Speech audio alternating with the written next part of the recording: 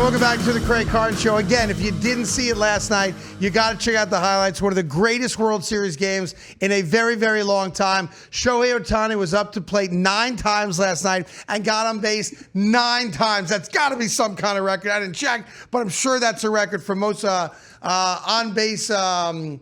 What's the word I'm looking for? Most times on base. Oh, yeah, there you go. Most times on base. Most times. Meanwhile, I'm rocking this. It's a beautiful sweatshirt today, which is for a buddy of mine. Ryan's got a company for mental health and for suicide prevention. It's called FISH. Faith, right there, that's the F. Integrity, strength, and honor.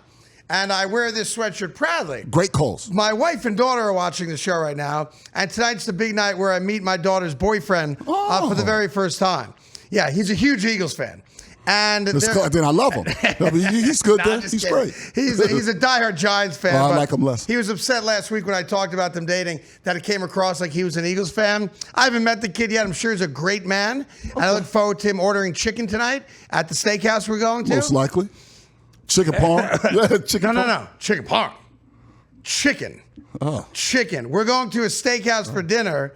The young man can order the chicken. Not the chicken parm. Why not the chicken parm? Because that has sauce and cheese. That's extra. No. A little too much. He can get a grilled chicken breast and some bread. Is what he can get. And I'll tell you something else. If he orders a drink, he's out. The club soda. So they're watching the show right now. They're going, is Daddy wearing that sweatshirt to dinner tonight? Well, what if I am? Well, you're paying for it. Right. Do what you want. Who do you think's buying dinner tonight? The guy in the fish sweatshirt. That's right. Exactly right. His call. So we'll see how that goes. I'll report back to you guys on it tomorrow. But I'm sure he's a great kid. I'm looking forward to meeting him. Anyway, Ohtani on base 9 times last night. An 18-inning thriller, 6.5 hours. It was baseball. That was like, for me, I don't know. I'm not a baseball purist. But I work with a guy downstairs who is and used to work for MLB Network, my main man, Ethan. I think he'd agree with this. Like last night was, I think, a baseball purist dream, right? Right. I really, it was like everything that you love about the sport, you got. Like, tons of managerial decisions in the moment. Great defensive plays, some lousy base running for sure on the Toronto side that, obviously, I think aided LA in their win last night, getting thrown out of third twice, getting thrown out at home plate. Great throws, obviously, in the moments. But last night was a little microcosm of why we all fell in love with baseball.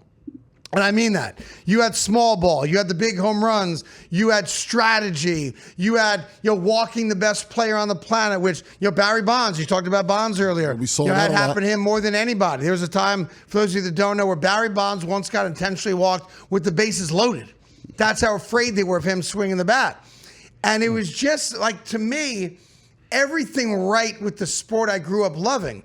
And I think we've all kind of waxed and waned in our love of baseball over the years. Some of that because football's taken over. Some of that, for other reasons, whether it's, the time of games, the DH, a variety of things. They don't market players well. A lot of things. You want to attach yourself to a player. Baseball, for the last year and a half, record attendance, ratings are way up in the last couple of years from where they were in the quote-unquote down years of baseball. And last night was just awesome.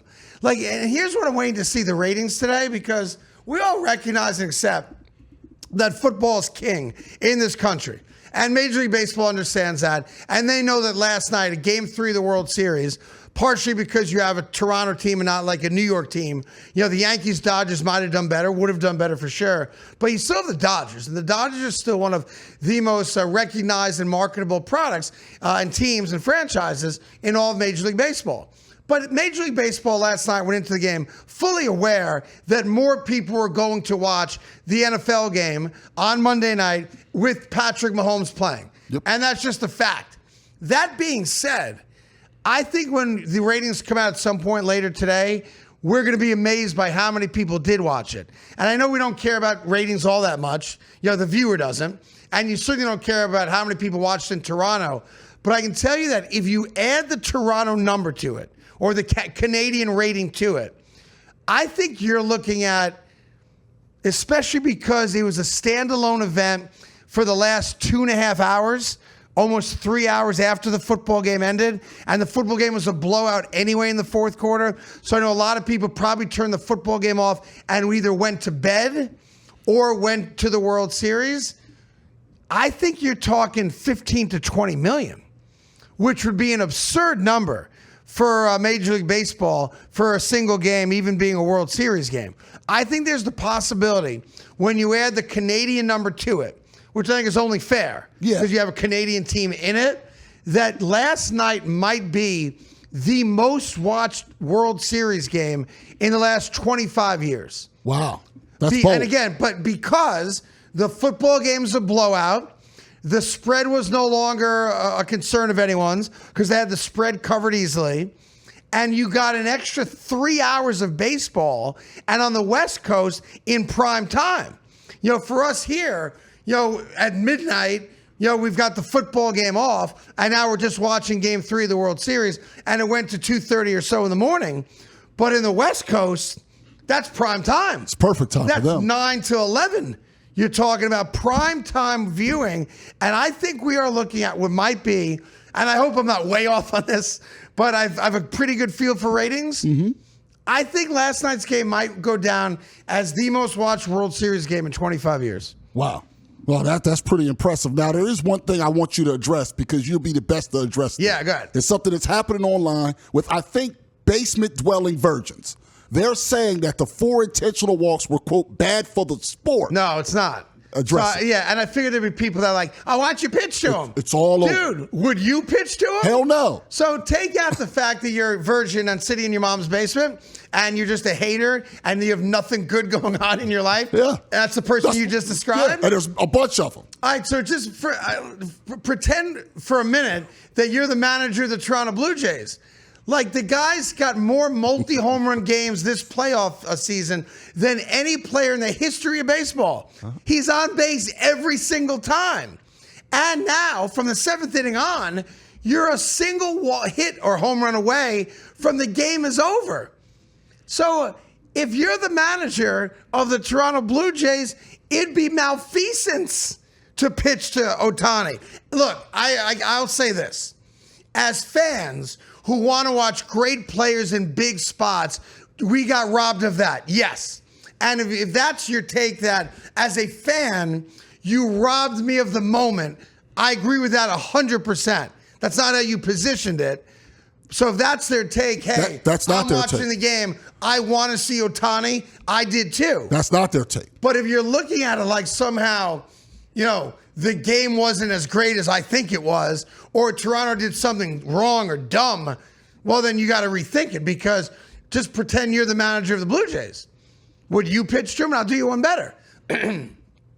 Let's say it's the 14th inning, 5-5 game, and the Toronto Blue Jays decide we're going to pitch to him with the bases empty.